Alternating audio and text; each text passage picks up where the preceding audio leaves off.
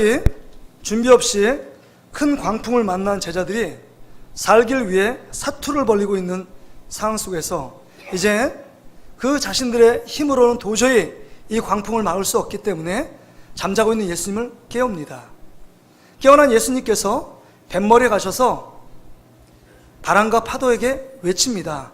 바다야 잠잠하라, 고요하라 외치니까 그 즉시로 놀랍게도 그 광풍처럼 자기들을 삼키려는 그 파도와 바람이 그 즉시로 잔잔하게 되었습니다.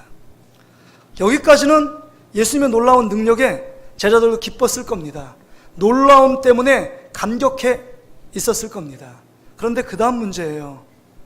이제는 바다를 바라보시던 예수님께서 제자들을 향해 바라보십니다.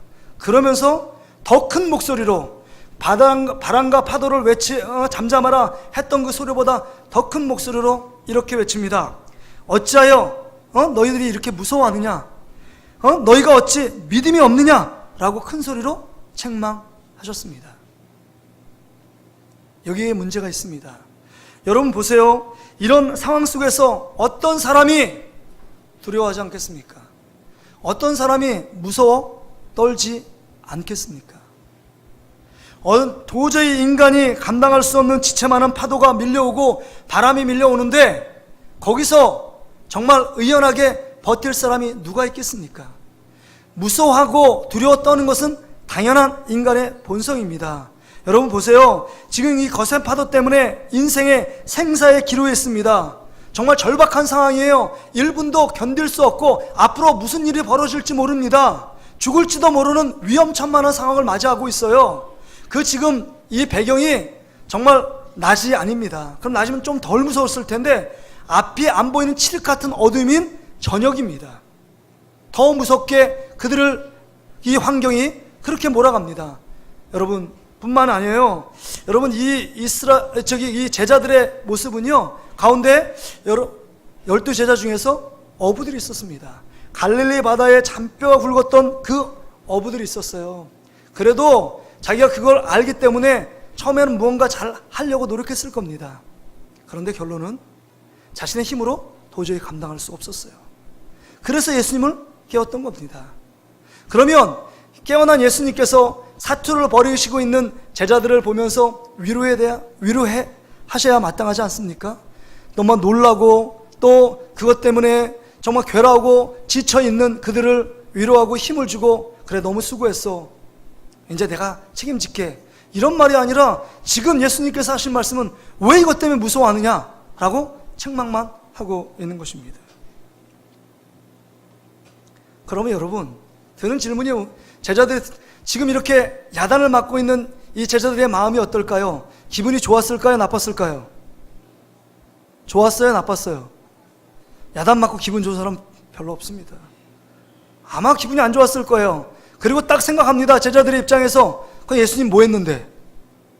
우리 스승이라고 모시고 있는 우리 예수님 뭐 했는데?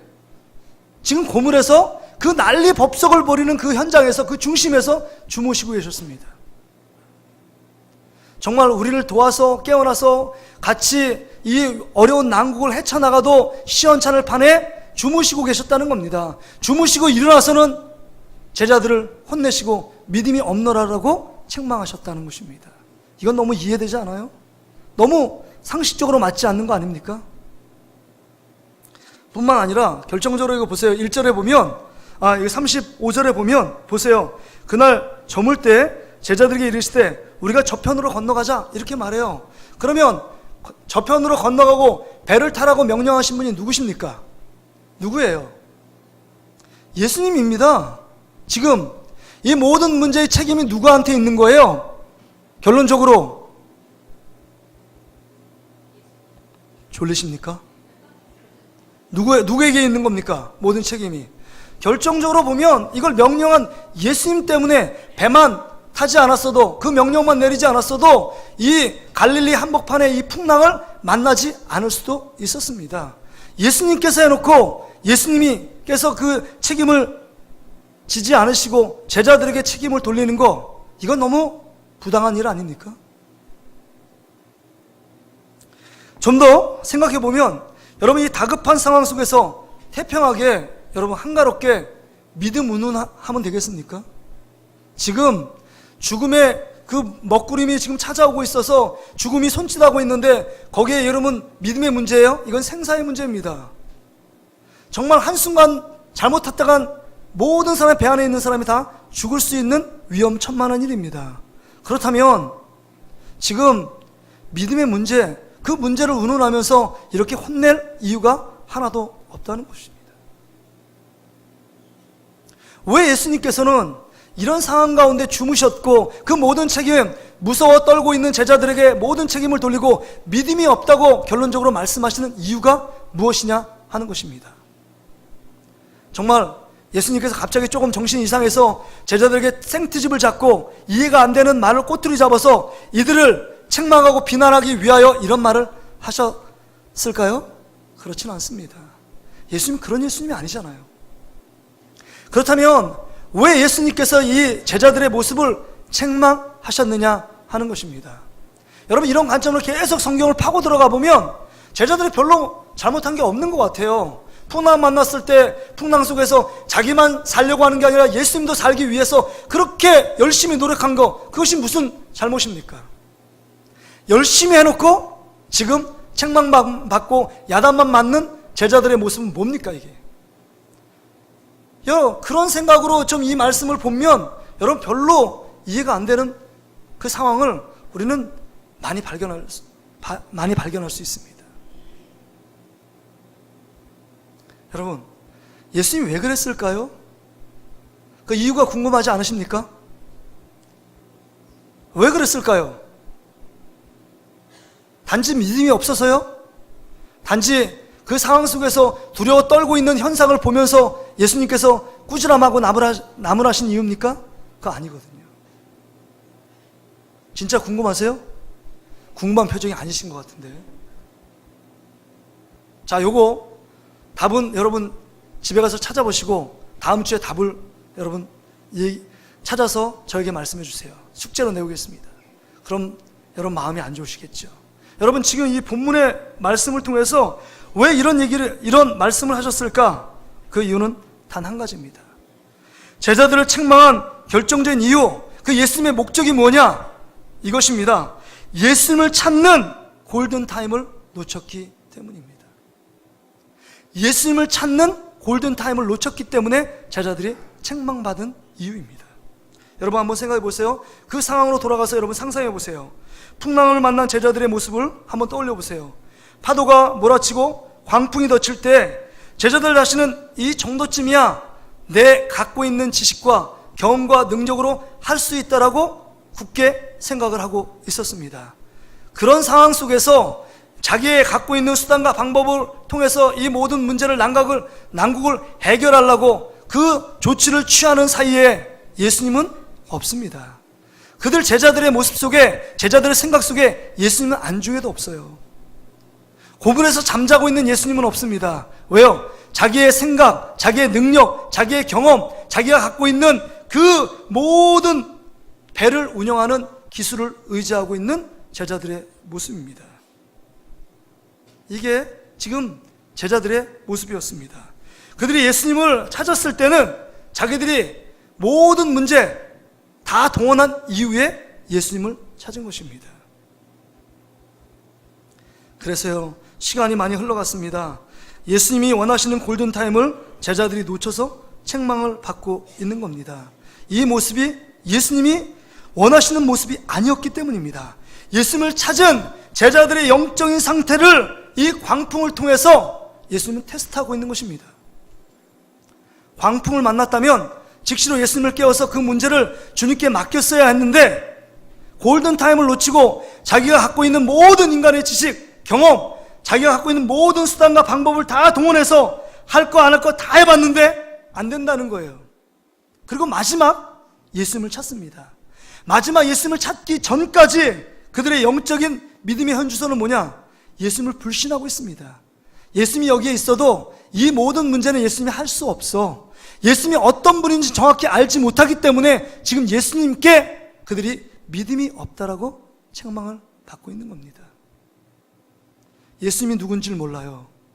이 바람과 파도, 우주 만물을 창조하시고 하나님과 함께 하시는 예수 그리스도임에도 불구하고 예수 그리스도를 알지 못했습니다.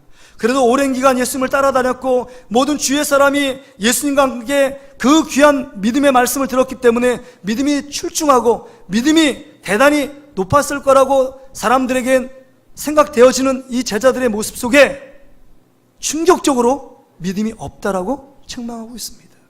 믿음이 없어요. 제자들이 믿음이 없다면 주위에 둘러선 사람 믿음이 있겠습니까? 우리들은 믿음이 있을까요? 광풍을 만났을 때, 정말 갑작스럽게 예기치 못한 이런 광풍을 만났을 때 여러분이 취하는 행동들을 보시면 우리가 믿음 있는 행동을 하고 있느냐? 우리 자신을 돌아볼 수 있어야 합니다. 여러분, 믿음이 없는 자의 특징은 이것입니다. 자신의 힘으로 모든 것을 다 해보고 나서 이룰 것 다 이룬 후에 맨 마지막에 예수님께 두 손 두 발 들고 찾아갑니다. 이것이 골든타임을 놓친 결과입니다. 골든타임을 놓치면 수많은 것들을 잃습니다. 영적인 부분뿐만 아니라 육적인 부분, 하나님께서 우리가 받은 모든 많은 부분들을 놓칠 수 있다는 사실을 기억해야 합니다. 여러분, 다시 한번 본문으로 들어가서 좀 더 깊이 본문을 한번 보기를 원합니다. 여러분, 큰 광풍 속에서 제자들이 사투를 벌이고 있을 때 여러분, 예수님은 주무신 것이 아니었습니다. 진짜 주무신 것이 아니라는 거죠. 여러분, 진짜 예수님께서 주무셨다고 할지라도 제자들이 지금 사투를 벌이고 광풍을 만난 걸 알겠습니까? 모르겠습니까? 여러분, 예수님이 알까요? 모를까요? 당연히 알죠. 진짜 주무셨다도 알고 그 다음에 여러분, 진짜로 주무신 것이 아닙니다. 다시 말해서 그 모든 문제 속에서 예수님을 찾아오기를, 제자들이 찾아오기를 기다리고 지금 계신 겁니다.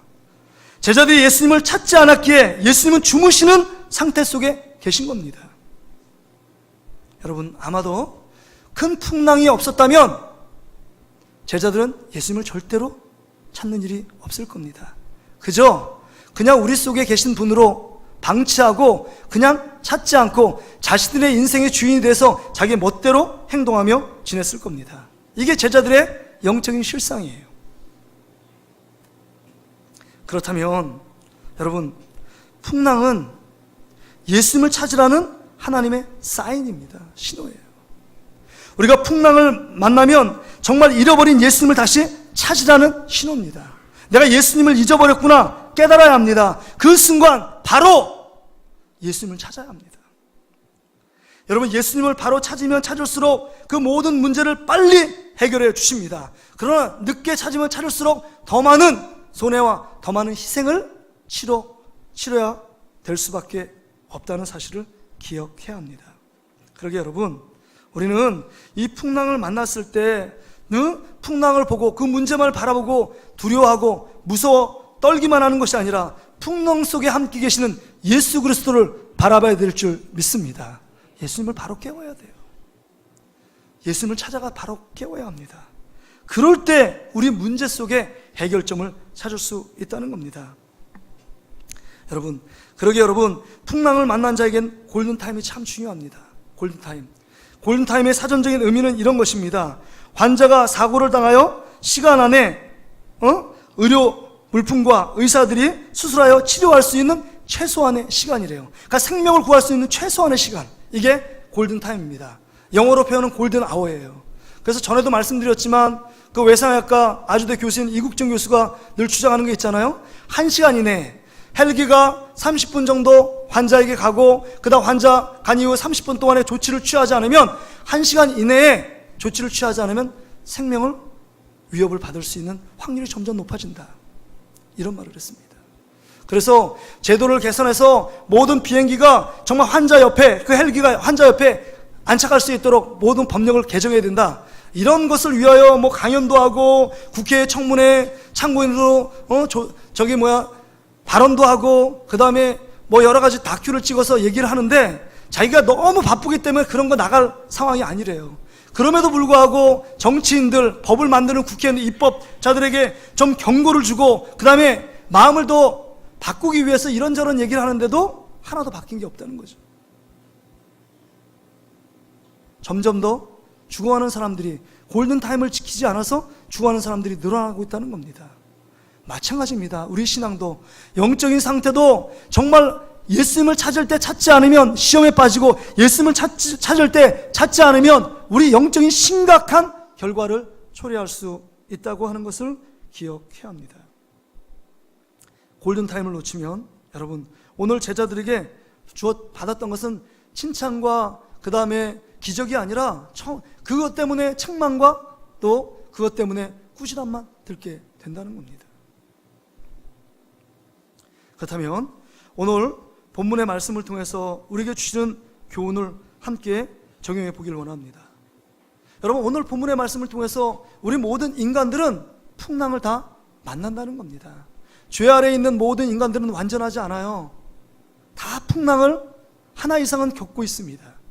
그 풍랑이 어느 때 우리 가운데 당해 만들고 두렵게 만드느냐? 전혀 예기치 못했을 때, 전혀 준비가 되지 않은 상황 속에서, 전혀 생각지도 못한 어려움이 직면했을 때 우리는 그것 때문에 당하고 두려움을 갖게 되는 겁니다. 그래서 이런 이런 풍랑이 오면 사람들의 반응이 여러 가지 가지각색입니다. 그것을 피하는 사람도 있고, 어떤 사람은 다른 사람은 참 잘 지내고 있는데 왜 나에게만 이런 고난이 오나, 다른 사람은 원망하며 불평하는 사람도 있습니다. 근데 여러분, 원망하고 불평하든지 아니면 회피하든지 그럼에도 불구하고 여러분, 그 풍랑은 계속적으로 내 앞에 서 있다는 겁니다. 이게 문제예요. 이 풍랑의 문제를 해결할 수 있는 길이 무엇이냐 하는 겁니다. 풍랑을 만나지만 이 풍랑 속에서 어떤 반응을 하느냐, 이것이 중요하다는 겁니다. 꽃은요, 흔들리는 바람 속에 여러분 노출되지 않는 곳은 아무것도 없습니다. 시련 없이 인생을 살아가는 인생은 하나도 없어요. 고난이 있고 아픔이 있고 그 다음에 환난과 고통을 당하는 것이 우리 인생입니다. 우리 인생이 그거 아니에요? 늘 기쁘고 좋은 일만 있을 수 없다는 겁니다. 그럼 예기치 못한 제자들 앞에, 큰 광풍 앞에서 우리가 할 수 있는 조치가 무엇이냐 하는 것입니다. 그것은요, 오늘 본문의 말씀에 답이 있어요. 예수님만이 인생의 풍랑을 이길 수 있는 유일한 길이라는 사실을 믿어야 한다는 것입니다. 할렐루야! 예수님만이 인생의 풍랑을 잠잠케 하시는 유일한 길이 된다는 겁니다. 이 풍랑을 만났을 때 그러기에 예수님을 찾아야 합니다. 예수님을 찾지 않으면 아무런 일도 일어나지 않는다는 겁니다. 여러분, 풍랑을 만났을 때 여러분 누구를 찾습니까? 누구를 의지합니까? 무엇을 찾기 위해 달려가고 있습니까? 여러분, 예수 그리스도를 찾는 여러분 되시기를 주의 이름으로 축복합니다. 가장 먼저 예수님을 찾아야 합니다. 그 예수님을 찾아서 깨워야 합니다. 그리고 그 다음에 예수님께 구해야 합니다. 이런 문제 때문에 죽게 됐습니다. 이 문제를 해결해 달라고 하나님께 기도로 아뢰지 않으면 우리는 해결점이 없다는 겁니다.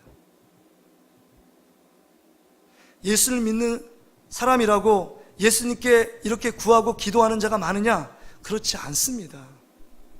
교회는 나오지만 문제 광풍을 만났을 때 진정 엎드려 주님께 모든 문제를 맡기고 주님께 내 인생의 문제를 해결해 달라고 구하는 자는 많지 않습니다. 그러니 골든타임을 놓치게 되는 겁니다.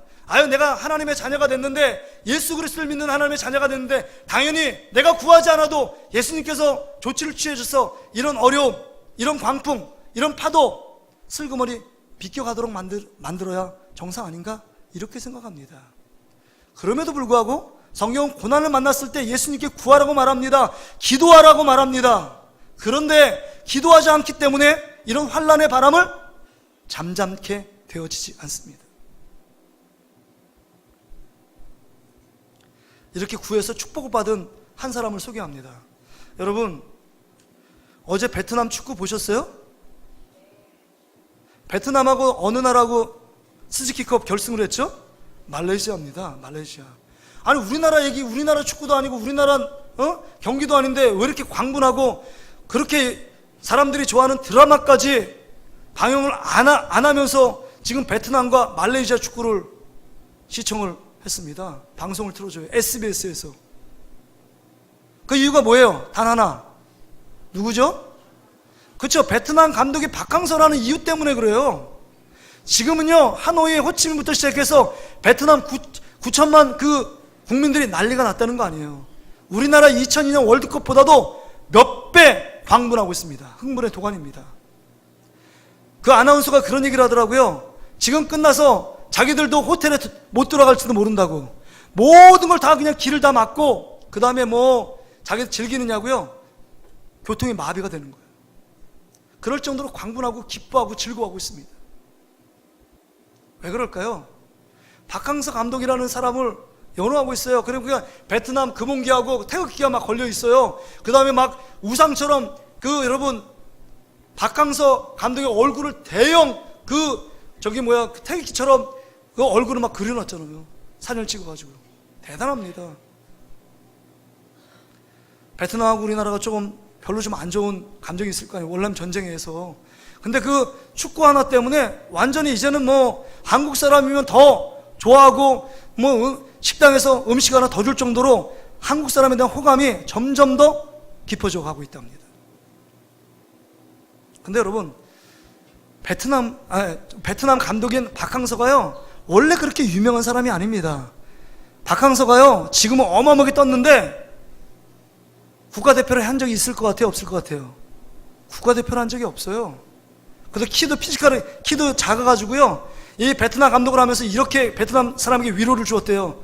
나도 작고 너희도 작으니까 우리 같이 힘 모아서 한번 해보자고 얘기했다는 거 아니에요?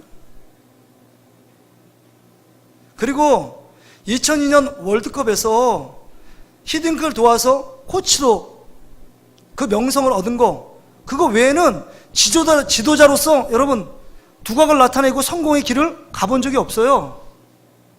그렇죠? 박항서가 왜 이름을 알렸느냐? 여러분 2002년 월드컵에서 우리나라하고 폴란드하고 첫 번째 경기를 했어요. 여러분 첫 번째 골을 누가 넣는지 아세요? 여러분 기억 못하죠? 황선홍이 넣었습니다. 왼발로 황선홍이 넣어가지고 막 달려갔는데, 그게 유명한, 막 달려갔는데 히딩크 품에 난 안길 줄 알았는데 히딩크를 지나서 누구한테 안겼는지 아세요?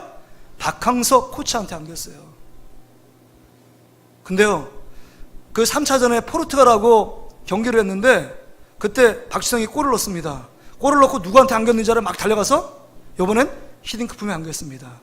그래서 히딩크 품에 가서 네덜란드로 여러분 PS 아인트호벤으로 여러분 팔려간 거예요. 황선홍이 만약에 히딩크 품에 안겼으면 아마 몰랐을 겁니다.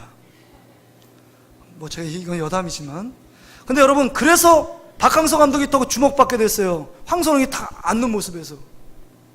근데 지도자로서는 별로 K리그의 감독을 맡았는데 그렇게 두각을 나타내지 못했습니다. 감독에서 우승한 적이 없어요. 그래서 이제 59년생 60이 됐습니다. 별로 이제 지도자로서 이제는 뭐 아무것도 할 수 없겠다 하는 그 순간에 힘든 광풍을 만난 거예요. 그런데 박항서 감독의 아내인 그 아내분이 권사님이세요. 권사님이 기도를 많이 하시는 권사님이래요. 그리고 베트남 감독을 냈다는 그거를 인터넷에서 보고 인터넷 지원을 누가 했느냐? 박항서 감독의 아내가 한 거예요. 그 권사님이. 하나님께 기도하는 가운데 베트남 감독으로 거기 부임하게 됩니다. 근데 다 놀라운 건 뭐냐면 이거예요. 1년 동안에 3차례 굵직한 경기에서 모두가 정말 기적이라고 얘기하는 그런 성과를 냈어요. 23세 아시아 챔피언십 리그에서 준우승을 합니다. 우리나라 8강에서 4강인가 떨어졌을 거예요. 4강도 못 들었습니다. 그리고 아시안게임에서 우리나라 금메달 땄지만 베트남이 그 생각지도 못했는데 4강 신화를 이루잖아요.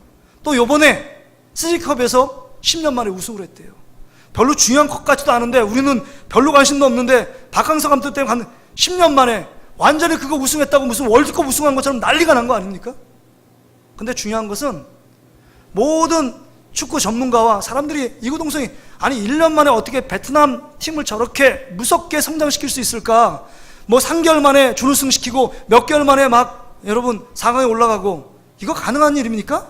가능한 일 아니에요. 이 불가능한 것을 가능케 만든 이유가 뭘까요? 이 원동력이 뭘까요? 여러분 아세요? 저는 압니다. 하나님이 그렇게 하신 거예요. 여러분 박항서 감독 어제 캠을 봤는데 여러분 시작 전에 뭐 하는지 아세요? 경기 전에 뭐 하고 있었어요? 기도하고 있었습니다. 후반전 시작하기 기도하고 끝나니까 기도해요. 그런데 재밌는 에피소드가 나오더라고요. 제가 기사를 이렇게 보니까 박항서 감독이 꼭 중요한 경기 시갑 때 벤치에 앉아서 꼭 자고 있다고. 그 다음에 졸고 있다고. 이 기사들이 쓴 거예요, 진짜. 그들이 이제 하나님 믿지 않기 때문에 기도한다는 걸 모르니까 꼭 벤치 앉아서, 아니, 벤치 앉아서 기도하려면 좀 이렇게도 좀 기도하면 좀 뭐 어딘가 모르게 기도하는데, 그냥 이렇게 기도해요. 이렇게 고개를 떨고 이렇게 기도하니까 진짜 조는 것처럼 보여요. 여러분, 그 시합 앞에 놓고 감독이 졸고 자는 감독이 어디 있겠습니까?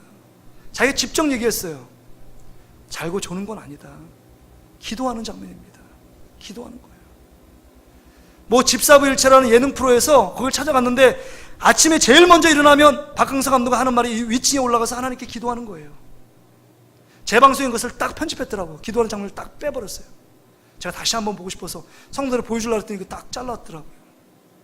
여러분, 하나님께 위기 앞에서, 광풍 앞에서, 문제 앞에서, 크고 작은 문제 앞에서 이 박항서 감독이 하나님께 기도하니까 하나님께서 그 기도를 들으시고 정말 인간적으로 볼 땐 불가능한 상황이고 불가능한 결과처럼 보이는 그 놀라운 일들을 하나님이 행하시는 줄 믿습니다. 그럼 여러분, 그 감독과 저희들의 차이가 뭘까요?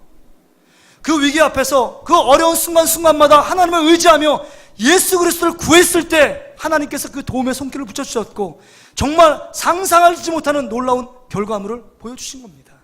우리도 동일해요. 우리가 예기치 않은 이런 광풍과 파도를 만날 때 우리 인간의 힘으로 사투를 벌이면서 끙끙거리며 내가 하는 것이 아니라 주님께 바로 주님을 찾고 주님을 깨우고 주님을 구하면 우리 예수님께서 벌떡 일어나서 모든 바람과 파도를 잔잔케 하실 줄 믿습니다.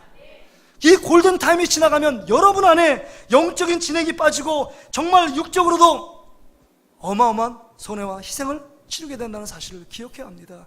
그러기에 예수님께서 그 사실을 아시기 때문에 기다리고 계신 거예요. 믿음을 갖는 자가 어떤 자냐? 예수님을 찾는 자고 어려움 만날 때 바로 예수님을 찾는 자들이 큰 믿음을 소유한 자들의 모습이에요. 그래서 여러분, 마태복음 7장 7절 8절에 얘기하잖아요. 구하라, 그러면 뭐예요? 주실 것이요. 찾으라, 그러면 찾아낼 것이요. 문을 두드리라, 그러면 열리게 된다고 말씀하세요. 그래요, 예수님을 구하고 찾고 예수님을 두드려 깨우면 예수님께서 우리의 문제에 앞서서 모든 문제를 해결해 주실 줄 믿습니다. 금요일 날이었어요. 금요일 날 오후 3시, 4시 기도회를 한참 하고 있는데 누가 옆에서 저를 툭 치는 거예요. 깜짝 놀랐는데 보니까 우리 도혜진 자매가 와가지고 저를 깨우니까 탁 치면서 목사님, 금요 성령 집회 몇 시에 하는 거예요? 그래서 제가, 야, 애진아, 금요 성령 집회는 저녁 9시에 하고 2층에서 해. 그때 와라. 그러면 알았어요. 그리고 가는 거예요.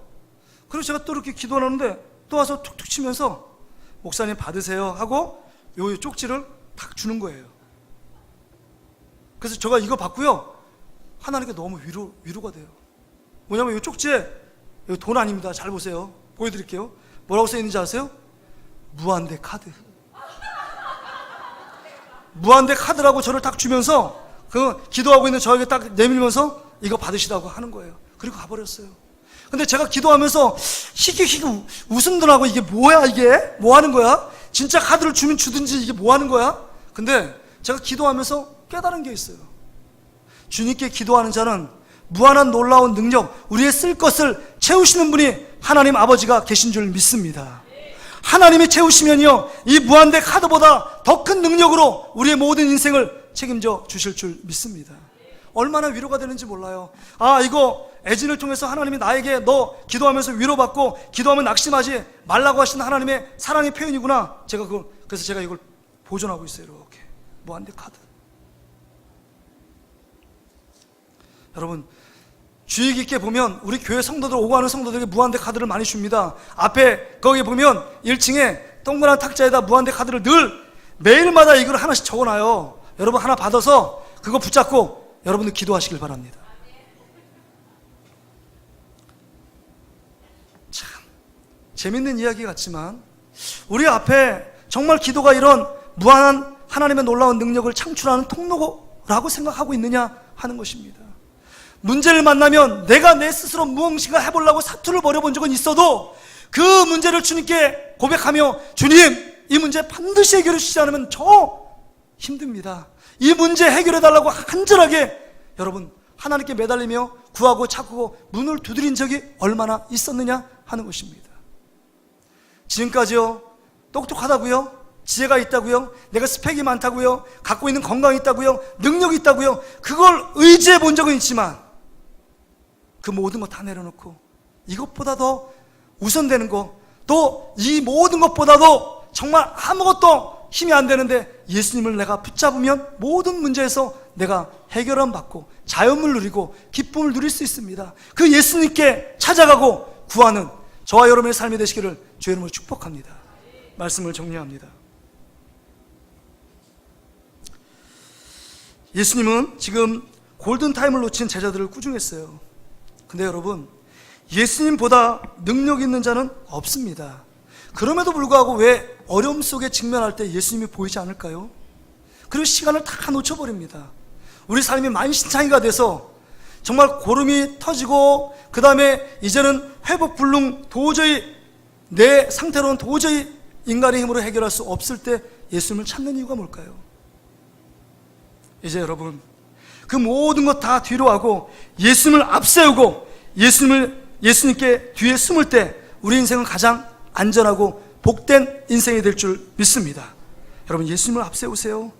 예수님께 모든 문제를 바로 알아야 합니다. 그럴 때 예수님께서 우리의 모든 인생을 책임져 주시는 겁니다. 그러니까 지금부터 나의 능력, 나의 지식, 내 생각, 내 경험 다 내려놓고 주님께 맡기는 여러분 되시기를 주의 이름으로 축복합니다. 여러분, 이스라엘 백성을 여러분 반면교사로 삼아야 돼요. 남유다는 바벨론에게 멸망합니다. 북이스라엘은 아수르에게 멸망해요. 근데 선자를 통해서 계속적으로 바로 하나님 앞에 무릎 꿇고 회개하고 돌아오라 라고 수없이 외치지만 그들이 인간적인 갖고 있는 군사력, 인간적인 힘, 그것을 의지합니다. 그러니까요, 남유다 바벨론이 침공해서 2년 동안 예루살렘을 포위합니다. 그래도 끝끝내 하나님의 뜻에 불응합니다. 하나님을 찾지 않아요. 그러니까 마지막에 포위돼서 모든 사람들이, 그 안에 있는 사람들이, 수많은 사람이 죽고 고통당하고 쓸만한 사람은 바벨론으로 포로로 끌려가는 어마어마한 고통을 경험하게 될 수밖에 없습니다. 여러분, 문제를 만나면 즉시 예수님을 구해야 합니다. 여러분, 오늘 본문의 상황처럼 여러분 사도행전에 보면 유라굴로 광풍을 만납니다. 이 사도 바울을 압송하기 위해서 로마로 가는 그 뱃속에서 대풍을 만나잖아요. 그 276명이 대반 죽을 위험에 처해 있습니다. 살 소망이 없어요. 10일 이상을 흑암 속에 살았습니다. 살 소망이 없어요. 근데 사도 바울은요, 하나님께 기도하잖아요. 하나님께서 주시는 응답을 경험하고 이 자들이 살 거고 너를 통하여 이 모든 사람이 생명을 유지하게 될 것이다, 이런 축복의 말씀을 받잖아요. 그게 해결점입니다. 광풍을 만났을 때 여러분, 옆에 계신 예수님께 여러분을 찾아가시고 구하는 여러분 되시기를 주의 이름으로 축복합니다. 예수님을 깨우면 우리 인생은 다시금 살아나는 놀라운 역사를 체험하게 될 줄 믿습니다. 이제 영적인 모든 매너리즘에서 다시 한번 일어나 내 안에 계신 예수님, 내 옆에 계신 예수님, 나를 위해 십자가 죽으신 예수 그리스도를 바라봄으로 말미암아 우리 삶에 산 소망이 넘치는 복된 인생 되시기를 주의 이름으로 축복합니다. 우리 같이 한번 기도하겠습니다. 우리 피아노 맞춰